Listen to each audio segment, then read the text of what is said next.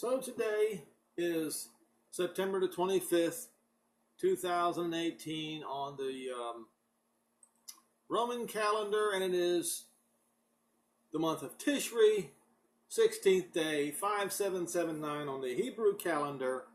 And today was the day, according to the Arabs, according to the Palestinians, according to the Fakestinians, that Donald Trump was supposed to announce this peace deal of the century to the world. And it didn't happen. Okay. Now, so the evangelical Christian world love to, I believe, misinterpret the words of Paul in 1 Thessalonians 5:3.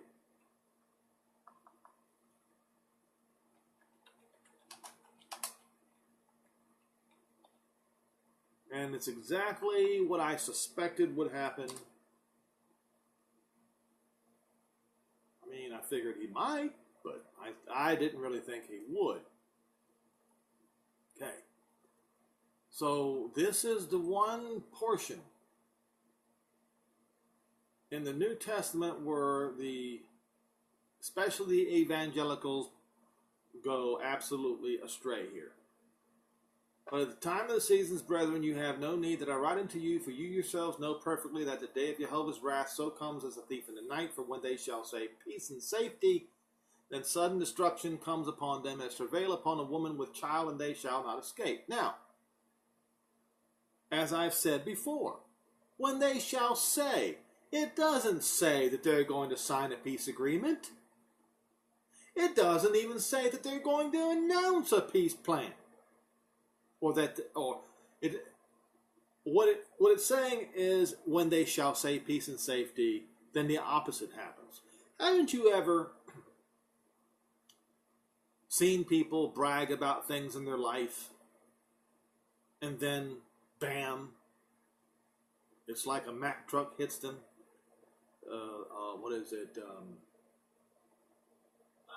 The opposite happens to them suddenly. Some people call it karma. You can call it whatever you want to. The opposite happens. That is typical of life. This is what Paul was talking about. Okay.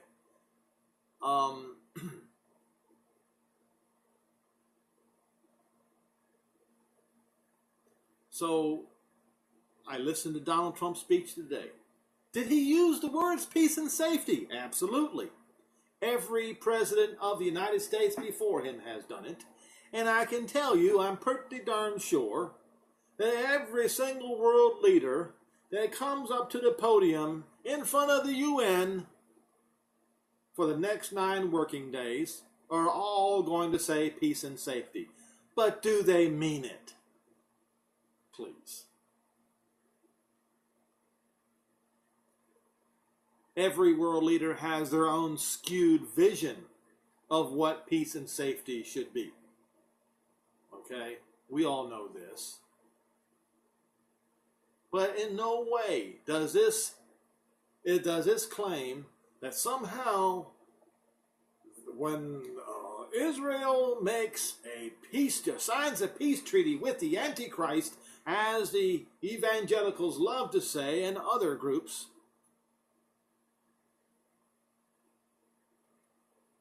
that is the sign. That's what they say. It ain't going to happen, folks.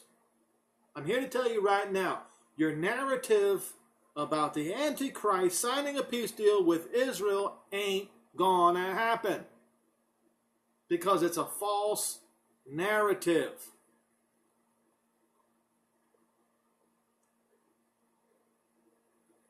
It's just that simple. It's kind of like the scripture that says, take heed if you think you stand, lest you fall. Let's find that.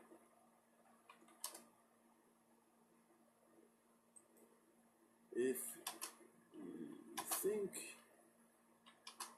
you stand,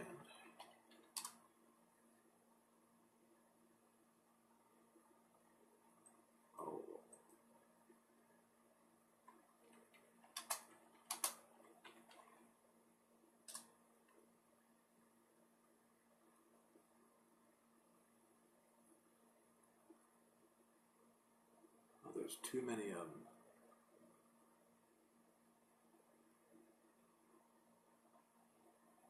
All right. Heed. Well, I can't. Oh, I have to Google it.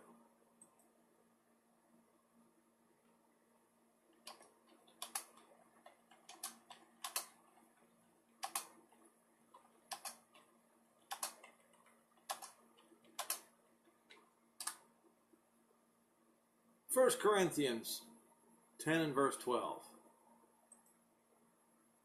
All right? And this is Paul again. So this is not the first time Paul has used this analogy, folks.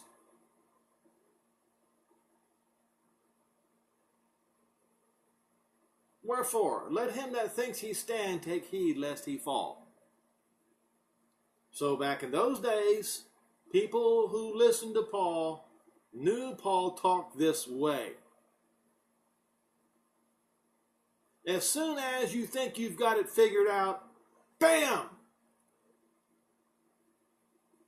And as an old, well, I won't use that, but I think you get my drift. Paul's message in 1 Thessalonians 5 and verse 3, as soon as they shall, for when they shall say peace and safety, then sudden destruction comes upon them. Now, one thing that is different about this whole scenario, though, is that Donald Trump he did something that none of the other presidents did, as I said in the previous video. He talked about this peace deal that he's going to come up with is the peace deal of the century. Okay? That's what makes this so-called peace deal different. Okay. Does that mean it has to be released, or it has to be announced, or it has to be signed? No. No. The only thing that has to be done is the words peace and safety come out of their mouth. That's it. That is it. So now it's time to look for another sign, isn't it? Yes. Okay. As I pointed out, let's see, what is it in Romans 1?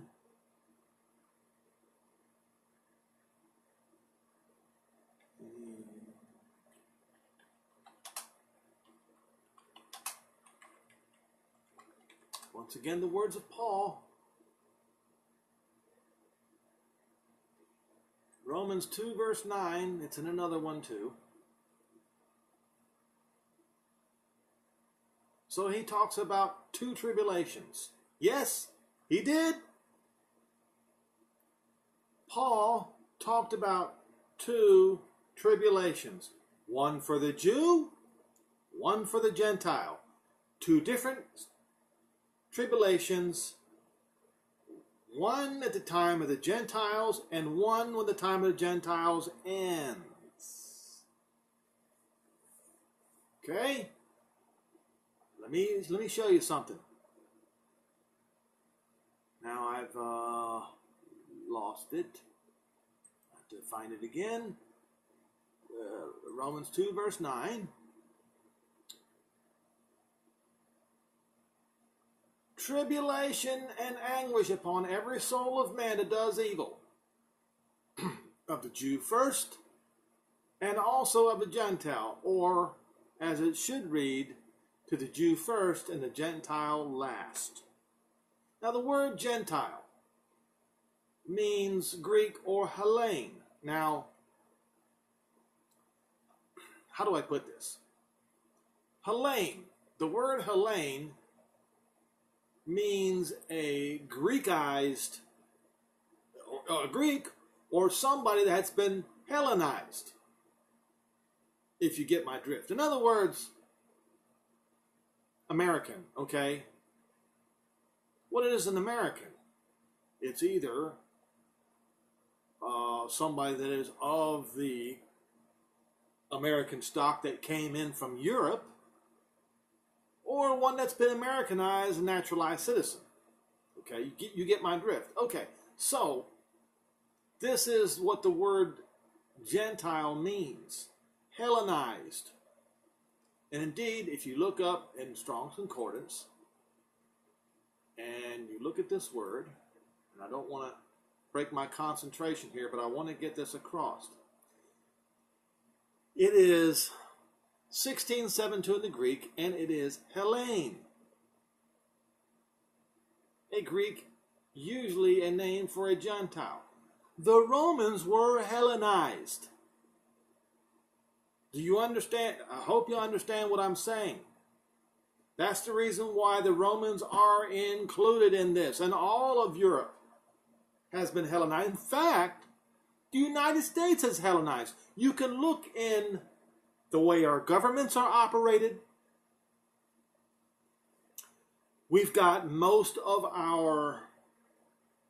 the Romans got their operations, the way they operate, from the Greeks. The Europeans got theirs from the Romans. The United States got theirs from both the Romans and the Greeks. Okay, the Senate came from the Romans. But the Romans got their information from the Greeks. And therefore, these nations are all Hellenized. Okay. So I'm going to double down where it says to the Jew first and also the Gentile. The word first, it is proton, 4412, Strong's Concordance. It means at the beginning. They're going to be first. The beginning, and even also the Gentile, and it should, or the Greek, but it should be at the end. I will explain. Now, let us go to Luke 21.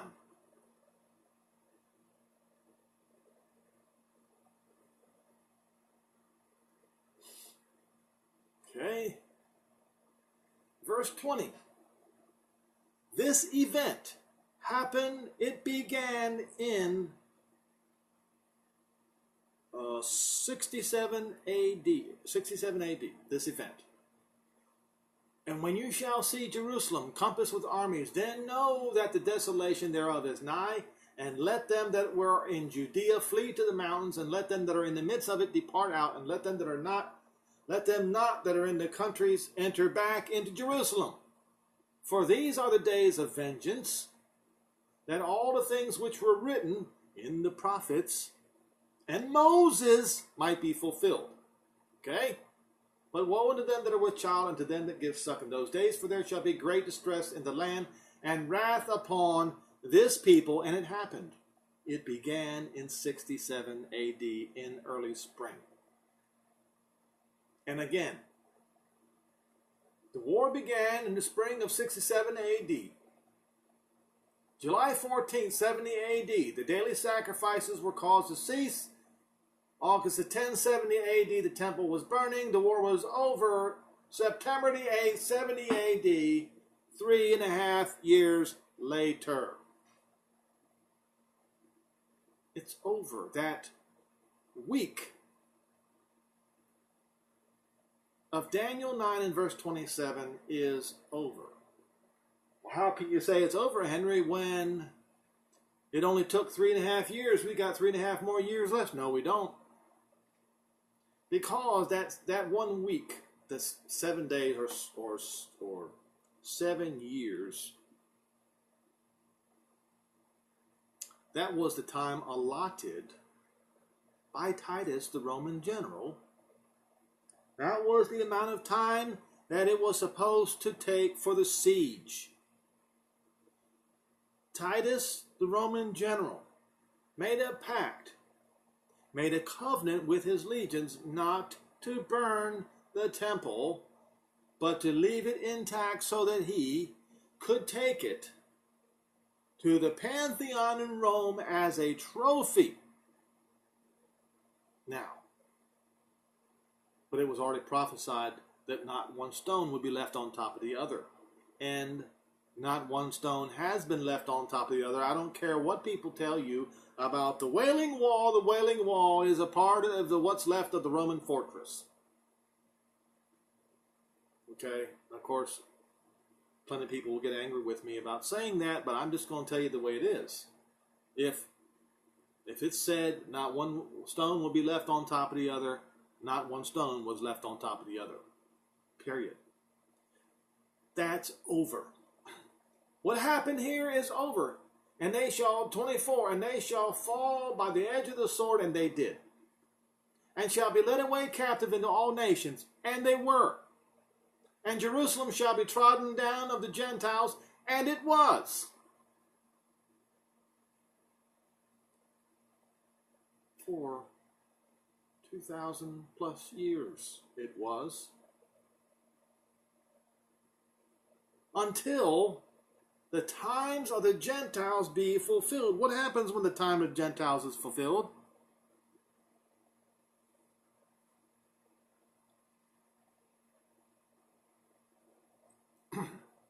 I'll tell you what happens when the time of the Gentiles is fulfilled. Tribulation and anguish upon every soul of men that does evil. It happened to the Jew first, and then it will happen to Rome. And every nation that has been Hellenized by the Greeks.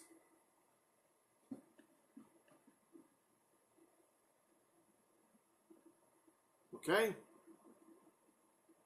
How does it begin? When the armies once again, the Greeks, the Hellenes, yes, the Hellenes. Russians are Hellenized as well. In fact, their religion is Greek Orthodox. So when you read Ezekiel 38, what do you read? Lenore, you know who they are. It doesn't take a genius to figure out. But Zechariah 9 goes further.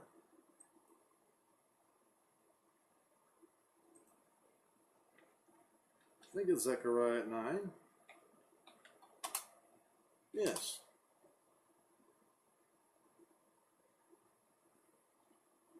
And we've had many false starts on the land of Hadrach into verse 1. Okay? And I have a feeling it's because the date has to be right on the money. Okay?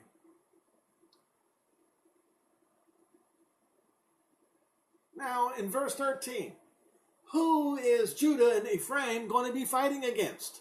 Who are the Zionists going to be fighting against? The anti-Zionist, Hellenized people from the north.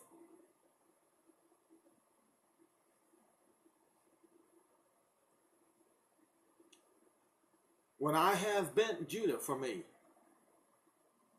and filled Judah my bow, with Ephraim my arrows. And the arrow is going to go forth like lightning. These are missiles he's talking about. Arrows don't go forth as lightning. Missiles do. It's a much greater projectile than a mere arrow, but this is a figure of speech, is it not?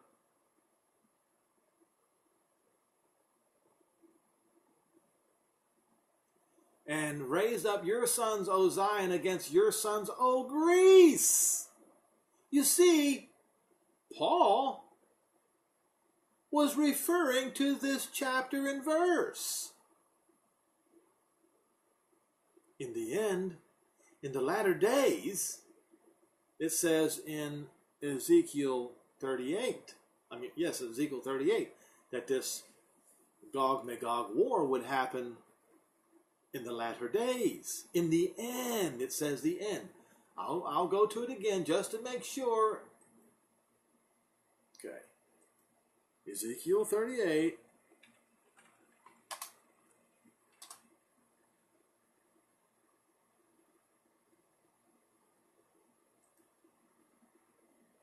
Get Strong's Concordance out. I know this takes a little extra time for me to do this when I bring the Strong's Concordance out, but it is absolutely essential to understand every single word you're reading here so that you not be led astray by your preacher. All right. Verse 7, it says, "Be ye prepared, and prepare for yourself, you and all your company that are assembled unto you, and be a guard unto them. And after many days you shall be visited," in the after part, at the end. And the next word is year. Ooh.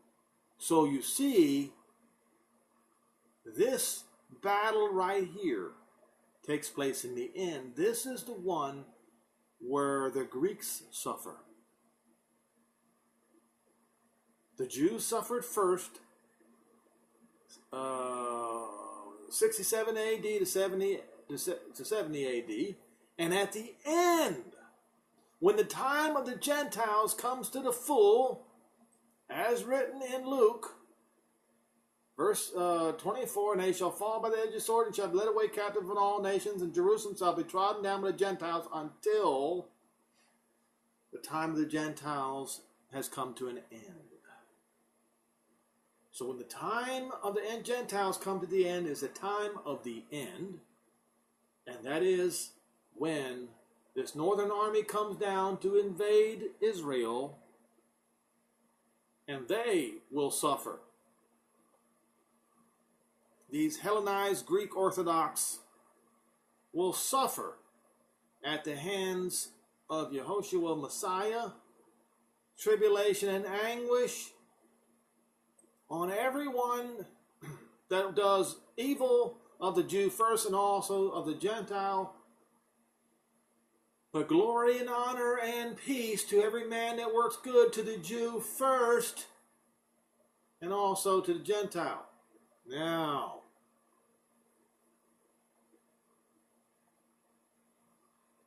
the end time, the end year. As I said, and I'll go to it again and again and again,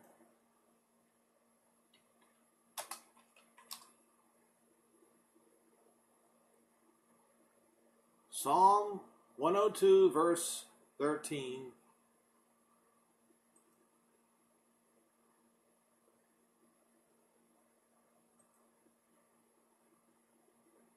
"You shall arise and have mercy upon Zion, for the time to favor her. Yet, yes, the set time is come." Okay? So it's an appointed time. It is a set time. Once again, Haggai 2, verses 18 through 22.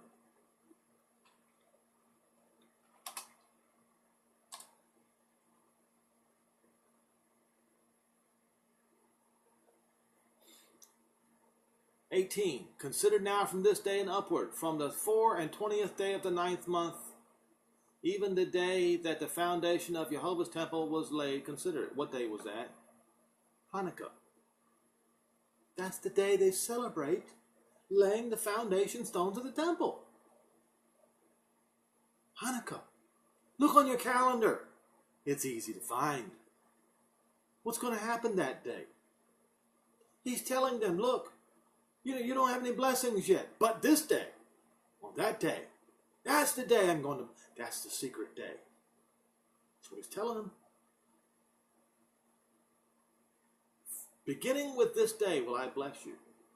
And again, the word of Jehovah came unto Haggai in the 24th day of the month, that's right, the 9th month, saying, "Speak to Zerubbabel, governor of Judah, and saying, I will shake the heavens and the earth, I will overthrow the throne of kingdoms, and destroy the strength of the kingdoms of the heathen, and will overthrow their chariots and those that ride in them, and the horses and the riders shall come down every one by the sword of his brother."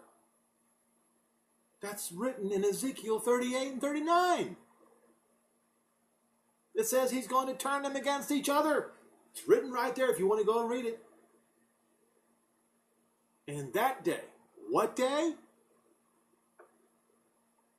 24th day of the 9th month on the Hebrew calendar, the first day of Hanukkah. that day, I will take you, O Zerubbabel, my servant, the son of Shealtiel, says Jehovah, I'll make you as a sign. How is Zerubbabel as a sign? In a couple of different ways. Zerubbabel means come out of Babylon. So when this particular event happens, that's written in Ezekiel 38 and 39, and it is discussed here in verse 21, 22 of Haggai 2, then that is when Jehovah is going to bring all of his people out of the world, which is Babylon today, and bring them back into the Holy Land. Just like it says in Ezekiel 39 in the last few verses. Exactly. So, the next invasion of Israel is the destruction of the Greeks. And he said he's going to make you, Zion, like a sword. Now, let's see. He said he's going to make him a thrashing. I meant to go and find this particular scripture. I need to do this.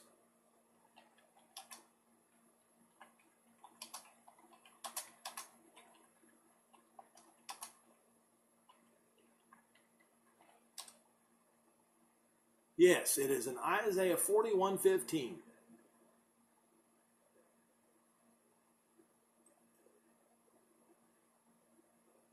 Now, don't forget, Yehoshua said that the wrath upon this people and upon Jerusalem had to happen in order for the scripture to be fulfilled, in order for the words of the prophets to be fulfilled. Okay, now that it was fulfilled, the other words of the prophets also must be fulfilled. And this is one of them.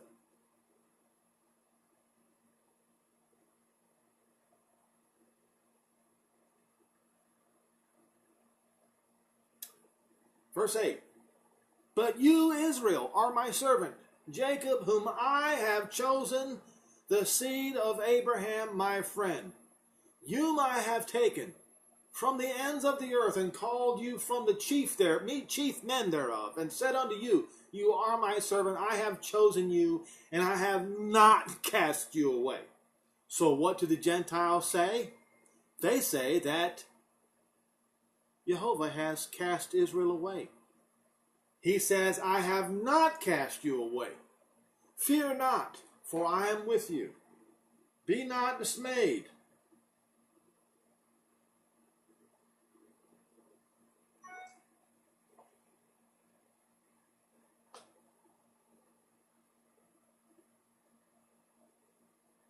For I am Jehovah. I will strengthen you. Yes, I will help you. Yes, I will uphold you with the right hand of my righteousness. Look at all those who were angry with you. Look at them. They shall all be ashamed and confounded. They shall be as nothing. And they that strive with you are going to die.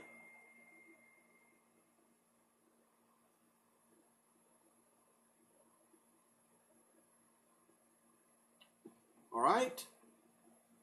You shall seek them, and shall not find them. Every one of them that contended with you, they did war against you, will become nothing. They will cease to exist. For I, Jehovah, your Elohim, will hold up your right hand, saying unto you, fear not, I will help you. Fear not, you worm Jacob, and you men of Israel, I will help you, saith Jehovah, and your Redeemer, the Holy One of Israel. I will turn you into a new, sharp, threshing instrument having teeth. So he is going to build up Israel's military, and he has, using the United States of America to do it.